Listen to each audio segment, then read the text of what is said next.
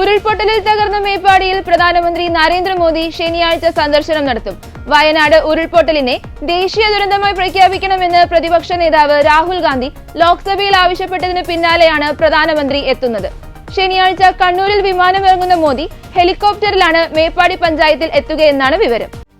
മുണ്ടക്കൈ, ചൂരൽമല ഗ്രാമങ്ങളെ മലവെള്ളം വിഴുങ്ങി ഒരാഴ്ച പിന്നിട്ടിട്ടും കേന്ദ്രമന്ത്രിസഭയിലെ മുതിർന്ന അംഗങ്ങൾ ആരും വരാതിരുന്നത് വിമർശനങ്ങൾക്ക് വഴിവെച്ചിരുന്നു.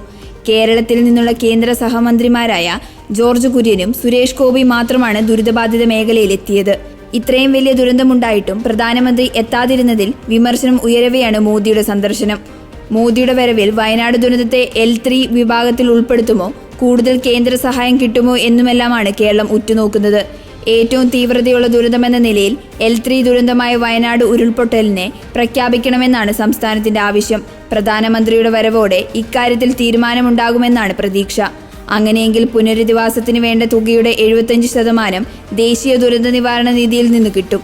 കേന്ദ്ര സഹായം കൂട്ടണമെന്ന് പ്രതിപക്ഷ നേതാവ് രാഹുൽ ഗാന്ധി അടക്കം ലോക്സഭയിൽ ആവശ്യപ്പെട്ടിരുന്നു. ദുരന്തമുണ്ടായതു മുതൽ സൈന്യത്തെ അയച്ചതിലടക്കം കേന്ദ്രത്തിന്റെ ഇടപെടലിനെ മുഖ്യമന്ത്രി പിണറായി വിജയനും കേരളത്തിലെ പ്രതിപക്ഷ നേതാവും അഭിനന്ദിച്ചിരുന്നു. കേന്ദ്രവും സംസ്ഥാനവും കൈകോർത്തുള്ള വയനാട്ടിലെ ദൗത്യം തുടരുന്നതിനിടെയാണ് മോദിയുടെ സന്ദർശനം. ബെയിലി പാലത്തിലൂടെ ചൂരൽമലയിലേക്ക് എത്തുന്ന പ്രധാനമന്ത്രി നേരിട്ട് സ്ഥിതിഗതികൾ വിലയിരുത്തുമെന്നാണ് വിവരം. അതിനുശേഷം ദുരിതാശ്വാസ ക്യാമ്പുകളും സന്ദർശിക്കും. സംസ്ഥാന സർക്കാർ പ്രതിനിധികളെയും പങ്കെടുപ്പിച്ചുള്ള യോഗത്തിനും സാധ്യതയുണ്ട്. കാലാവസ്ഥാ സ്ഥിതി അനുസരിച്ച് ഷെഡ്യൂളിൽ ഇനിയും മാറ്റമുണ്ടായേക്കാം.